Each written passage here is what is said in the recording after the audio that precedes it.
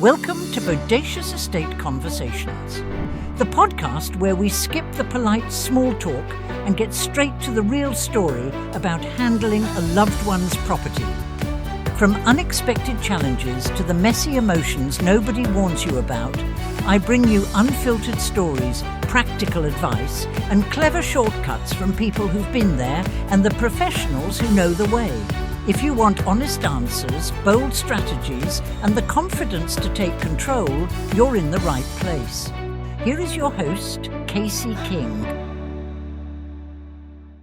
Thanks for tuning in on today's episode of Bodacious Estate Conversations. I'm so excited. Our guest built her business from the ground up, established herself as a trusted professional in estate services. She is an estate concierge with Lancaster, PA Executor Services, helping families navigate power of attorney, financial executor, and trustee responsibilities. Outside of work, she enjoys her life with her husband and their dogs. Let's give a warm welcome to Pam Witwer. Thrilled to have you on Bodacious Estate Conversations, Pam. Hi, Casey. Let me just correct my name. It's Witwer, not Whitmer. We're sorry about that. That's okay. That's okay. Everybody thinks it's Whitmer. Yeah, so excited. So today we're going to be diving in the world of estate management and how to avoid common pitfalls. Stick around until the end to hear how choosing the right fiduciary could make all the difference. So, all right, Pam, let's just dig right into it. First, can you explain what a fiduciary is? Yeah, of course.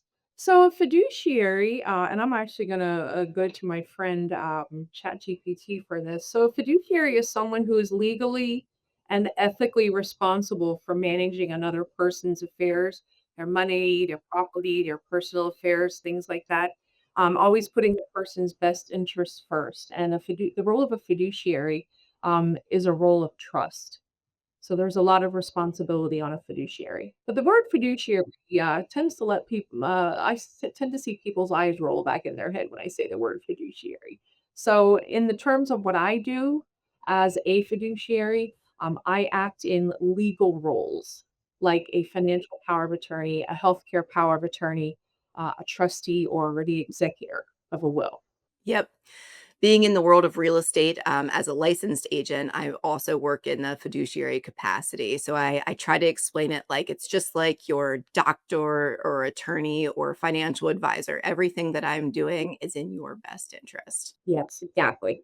So in the world of estates, what capacity is your fiduciary responsibility? I heard you say financial. So is that like in terms of paying people's bills, or like what all does that entail?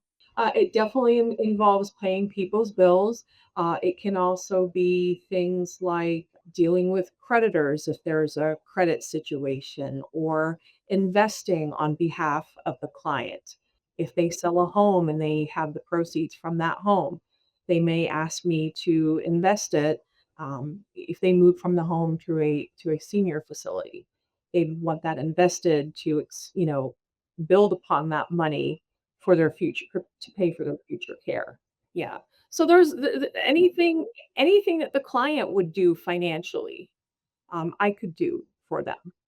But yeah, definitely bill paying, keeping everything up to date. If they're in a facility, making sure that room and board bill is paid every month. And then I can also serve it. That's important. Oh, it's very, very, very important. Yeah, I just don't want to get them in a situation where they want to kick them out of the facility for an unpaid room and board. So yeah, it's definitely very important that especially these days when everything is electronic, everything's done online. Not everything, but mostly everything. And they're not computer savvy. They aren't a part of that world, the online world. So I can do things like set up automatic bill payments so that I don't have to sit and write checks every month. So that's another thing that I do whenever possible. But then there are some businesses that don't take automatic payments, so I still have to write the check. But yeah, and then just being judicious about expenses. Some of them will ask me for money. They want pocket money to walking around money. One of my clients, he has a petty cash account in his personal care facility. So he'll call me and say, "Hey, my petty cash is gone. Can you fill it?" So things like that. Because they might be in a personal care home and they do get meals there, but everybody has their own preferences, and he might want a cheeseburger from McDonald's every now and then. So make sure that they have money to enjoy their life and buy things that bring pleasure to them. I love that, and I can definitely see the importance for somebody in that scenario, like they're in, maybe it's even like memory care where they can't it's even if they were computer savvy and they could pay their bills online, they might not think like, "Okay, budgets," right? Like, I have so much money. I recall having a client years ago, and she loved now her she still lived with her family, but they had to keep a strong eye on what she was spending her money on because she loved to shop, and she would just spend, spend, spend, and they had to reel her in. So, I think that's really smart to set up assets with somebody like you that can keep that budget and give them, enough pocket change so that, they don't feel like they don't have money, like they have spending money, but it's not all of their money. You're not opening up the bank. Yeah, one of my clients, he had some issues with frivolous spending in the past. So one of the reasons that I was brought in was to, keep him on a budget and make sure that, what's in his checking account, we can stretch that out and make sure that we're not just relying on his social security and his VA benefits, that, he had proceeds from the sale of a house. So we're trying to make sure that we can stretch that. But, he reached out a few weeks ago and he'd like to get a laptop. So, he doesn't spend frivolously anymore. So I think that we can do that. Just have to find out what his needs are and buy him the right laptop. So, Yeah, I love that. What a great service and needed. Like, I can't think of anybody else that's doing this that I've met anyway in our market, so I feel like that's definitely a needed service. yeah, there definitely are people out like me who are independent fiduciaries, but there are a lot of them that I've connected with aren't taking new clients unless they can do it virtually or that, and most of them don't have a computer. They don't even know what Zoom is or anything like that. So that's a real unfortunate situation that they're closed to new clients. But there are people out there that do it. There just aren't enough. That's for sure. That's for sure. So you called yourself the concierge, which I absolutely love that. Yes, the estate concierge, yes. So what else, like what other services do you provide for your clients? Sure. So we can do all of the legal roles, and that would be financial power of attorney and healthcare power of attorney. Because in situations where somebody they don't have someone to, handle their finances, they probably don't have anyone to help make healthcare decisions and talk through the care. So the very first client that I consulted with when I started this business, right out of the gate, they said, "Would I be willing to serve as a healthcare power of attorney for the husband and the wife?" And I was like, "I don't know." But it made sense. I mean, because if they don't have someone to do the, step in the financial role, they probably don't have anyone to step in to help with the healthcare side of it either. And one of my attorney partners had said, "Don't feel obligated to do the healthcare part of it. I don't know that I want to take on that responsibility." But I said to myself, "Well, I see a need and I would like to meet that need." So that's kind of the whole estate concierge thing. We try to approach the client's needs holistically, provide anything that they don't have a family member to provide for them. So we do the financial and the healthcare POAs, and then we can also be a trustee over irrevocable and revocable trusts, special needs trusts, things like that. And then of course the end of life is executor duties, and that is to settle their estate and distribute assets according to the will, and follow the estate through the probate process. And so yeah, we do a lot, and it's extremely gratifying work, Casey. I have to tell you. We can also consult with people who are already named in those roles. So say you have someone who is an executor, but they're living in California and the loved one that has passed is here in was here in Pennsylvania. So of course, this is the state where the probate process would have to go through. But it's really difficult to do some of those things when you're not local. So I could provide, consulting services to an executor who's out of state. And that could be different levels. I could be real basic servicing, just give them a checklist and a timeline. And then there's the other end of it where I could do everything, coordinate everything here locally, and then the legal executor would have to do all of the signatory things, and filing at the courthouse and things like that. But all the other things, I could coordinate here behind the scenes and be the local point person. Yeah, you're the boots on the ground. I love that. Yeah, with the boots on the ground. Yeah. So if somebody wanted to name you the executor, that would come, I mean, before end of life, right? So while they're still of sound mind.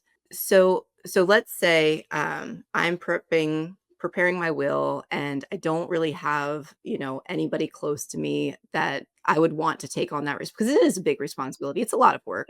Um, and I think people that haven't gone through it, they don't realize, like, how much work it is, but it is a lot, and I recognize that, so maybe I don't want that burden to go to the people that I love. I want them to just deal with the grief on their own in their own terms, and then have somebody else appointed to do all the heavy lifting, on the legalities. So how would I find you to ensure that that's noted in the will? Well, I typically get referrals from two sources. A couple of sources. So networking obviously is a big referral source. So I'm in several networking groups to promote my business and what I do, my services, and how I can help the senior community. So I do get referrals that way. I also have referral partners.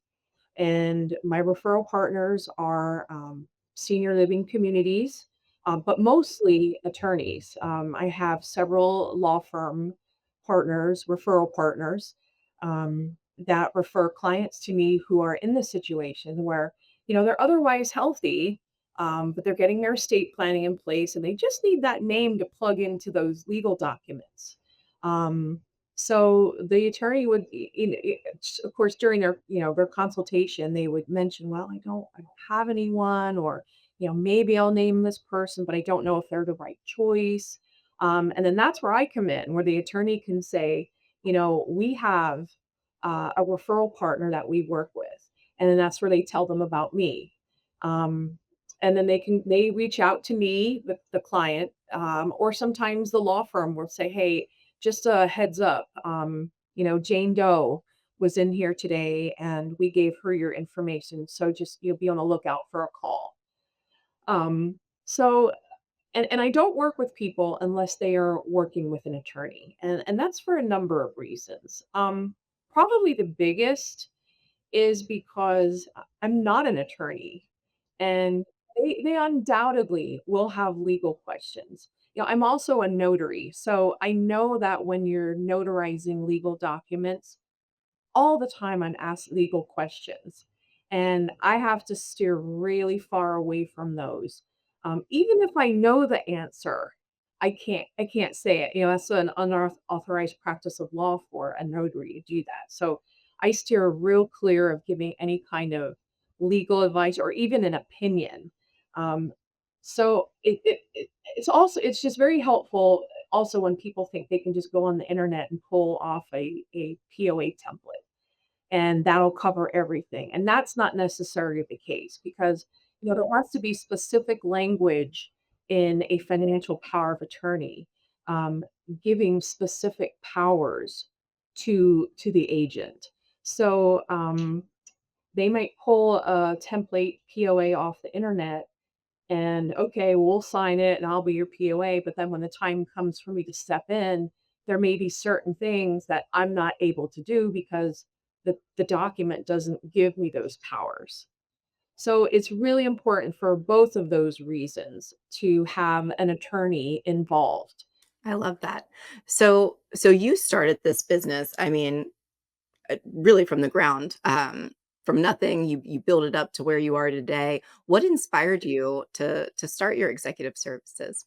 Well, I wasn't really inspired, I was asked by one of my current law firm referral partners, if I would consider starting a business like this to that they could refer their clients to who were in the situation where they didn't have any family or friends, or they just weren't the right fit.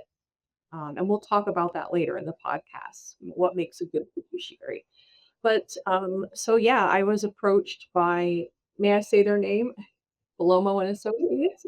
Yeah, Jeff Belomo with Belomo and Associates had approached me because I was already working with the firm in a traveling notary capacity. My notary business is a senior focused traveling notary business. So I was already working with the firm in that capacity and already working with seniors.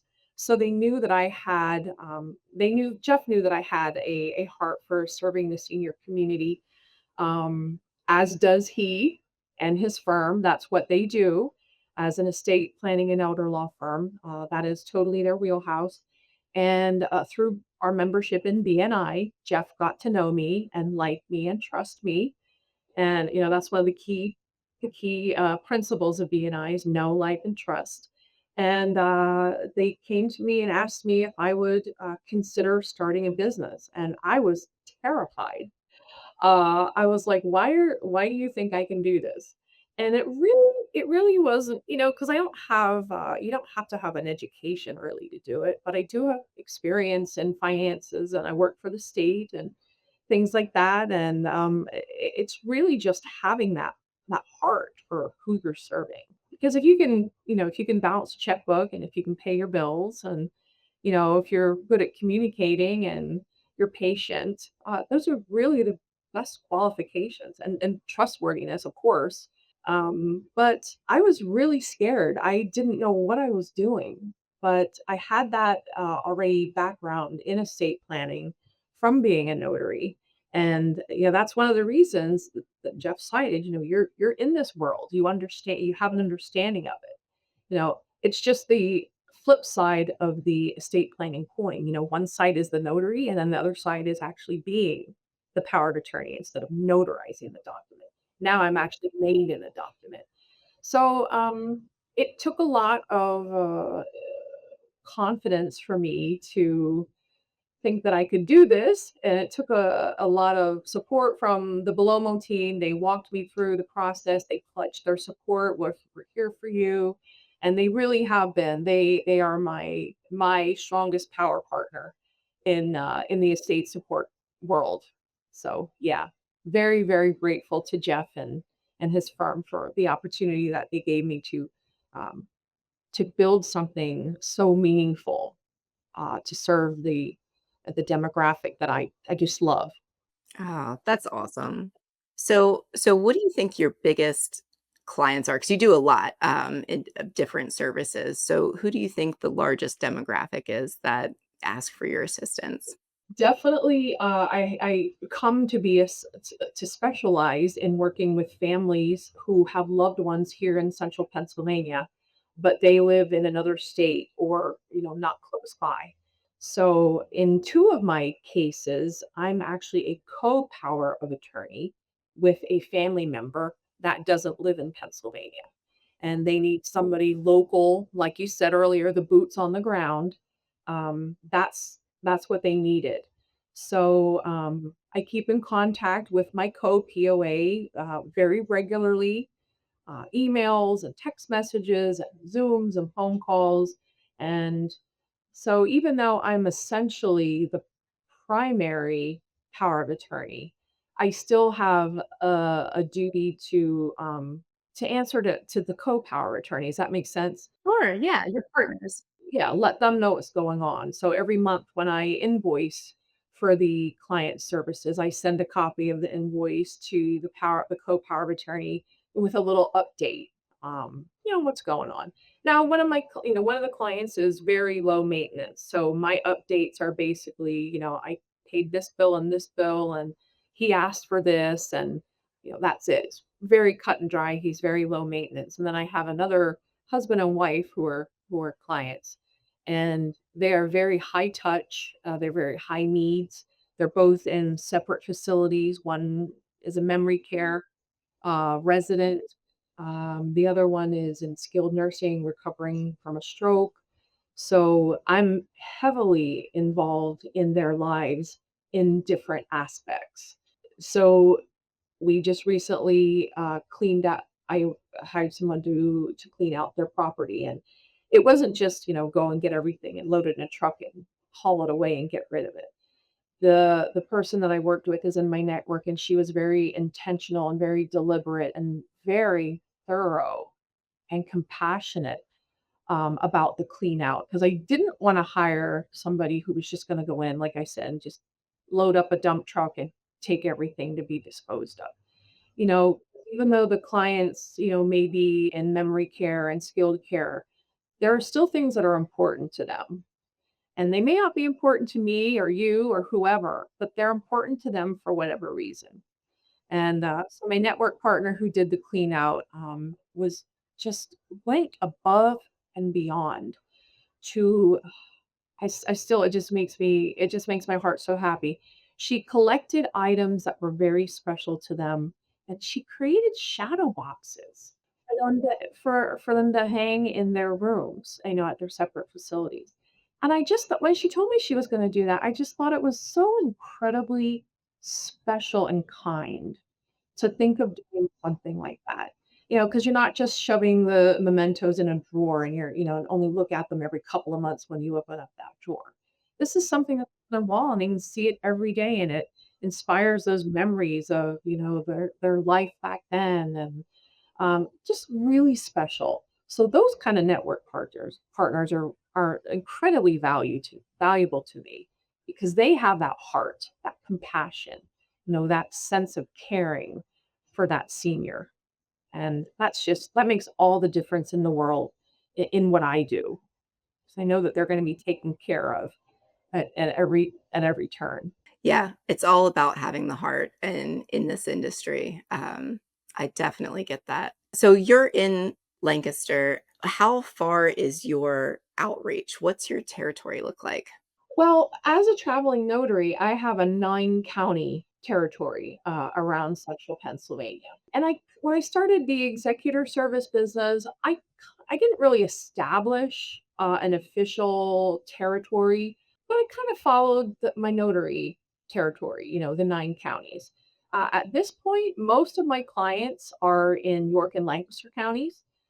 We have gotten interest as far as suburban Philly, as far north as Danville.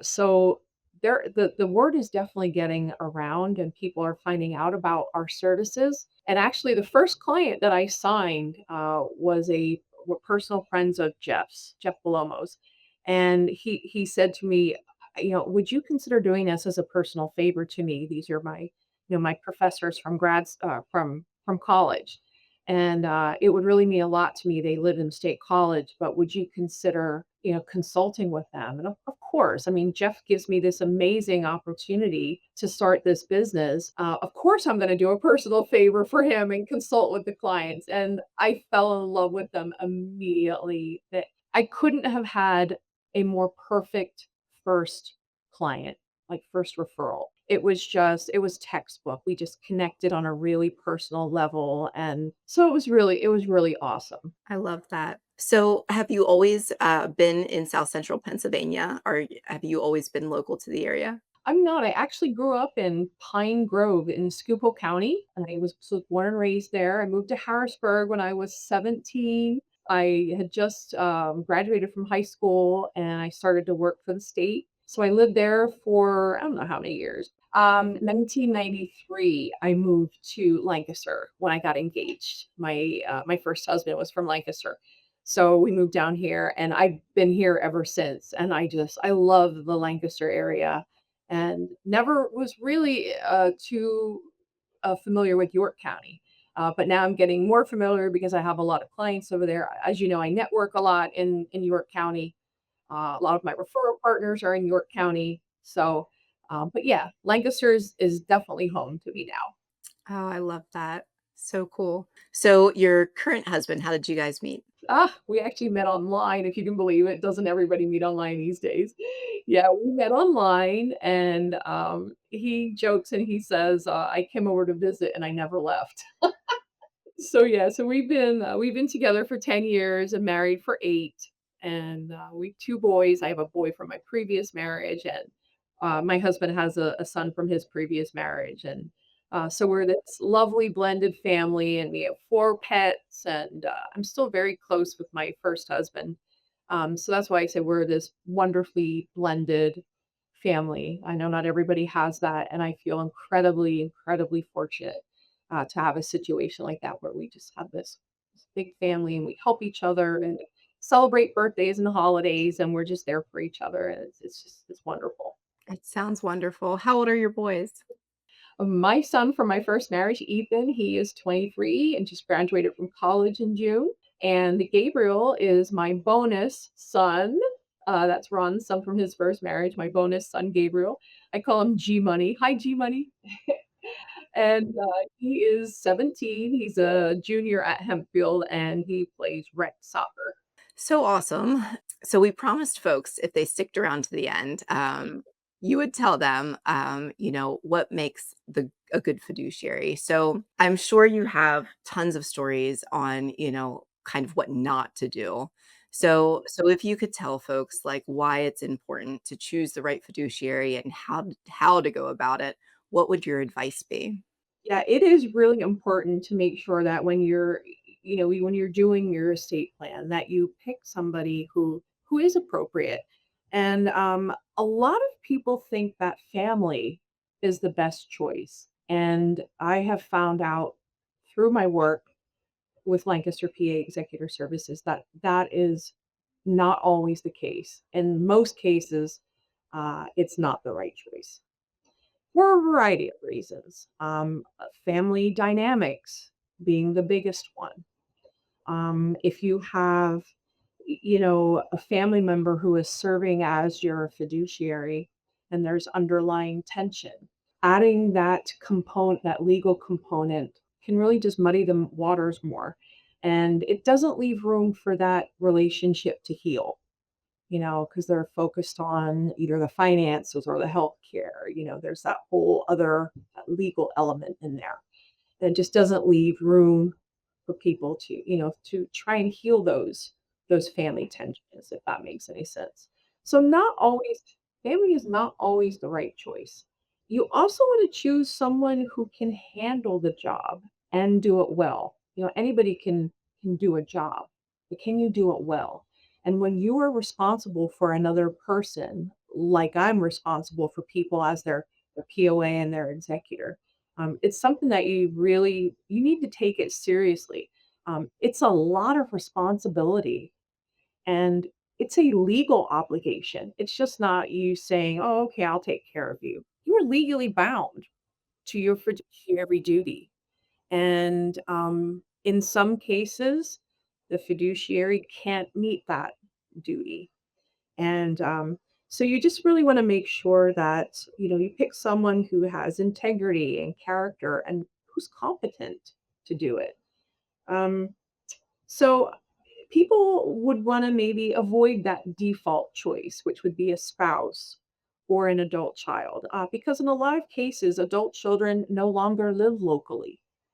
The client may live here in central Pennsylvania. They may have, a son that lives in another country, and that's their only child. So they think that that has to be the choice. And as we talked about, not being local can be a factor. So, don't always think it has to be a child. And then also, that child is an adult now.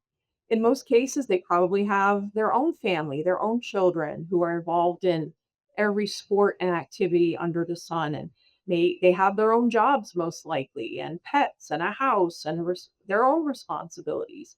And, when like I am right now running my married couple client, I'm running their life basically, every part of it, the financial part of it, the healthcare part of it.